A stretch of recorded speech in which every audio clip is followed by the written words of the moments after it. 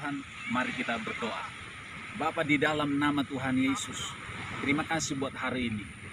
Kami mau mendengarkan firman-Mu, mari Roh Kudus berbicara buat setiap kami. Urapi hamba-Mu, urapi firman-Mu, jamah setiap penonton dimanapun mereka berada. Engkau berbicara buat setiap kami. Di dalam nama Tuhan Yesus, kami berdoa. Amin.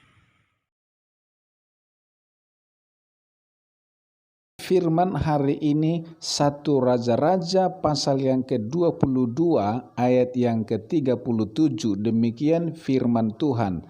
Raja sudah mati, maka pulanglah mereka ke Samaria, lalu mereka menguburkan raja di Samaria. Saudaraku, sejak Raja Ahab menjadi raja atas Israel, maka dia melakukan kejahatan di mata Tuhan. Dia melakukan hal-hal yang tidak berkenan di hadapan Tuhan. Firman Tuhan berkata, saudaraku, berkali-kali Allah memberikan kesempatan kepada Ahab untuk bertobat, tetapi Ahab tidak bertobat. Itu sebabnya berkali-kali Allah ingin membunuh Ahab karena kejahatannya itu.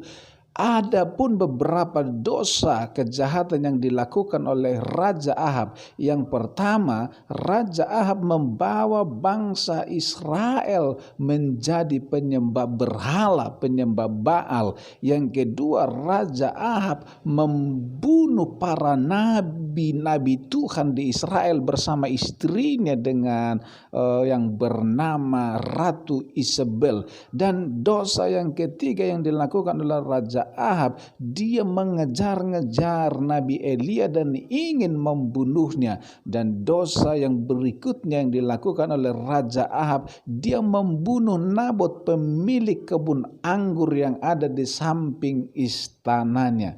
Saudaraku yang dikasihi oleh Tuhan, kematian Raja Ahab karena dosa dan kejahatan yang dilakukannya di hadapan Tuhan. Raja Ahab hidup seperti seolah-olah tidak ada Tuhan. Saudara, dosa itu selalu mendatangkan maut, karena upah dosa adalah maut. Barang siapa melakukan dosa, maka nyawanya lah yang menjadi taruhannya. Kalau dosa dilakukan berarti sedang mempertaruhkan nyawanya di hadapan Tuhan. Walaupun kelihatannya dosa itu sangat mengenakan, tetapi dosa selalu membawa kepada kehancuran. Dosa membawa kepada maut. Saudaraku yang dikasihi Tuhan, itu sebabnya tinggalkanlah dosamu dan datanglah kepada Yesus, sebab hanya Yesuslah yang sanggup membebaskan kita dari kuasa dosa. Sebab Yesus telah memberikan nyawanya ganti nyawa kita di atas kayu salib.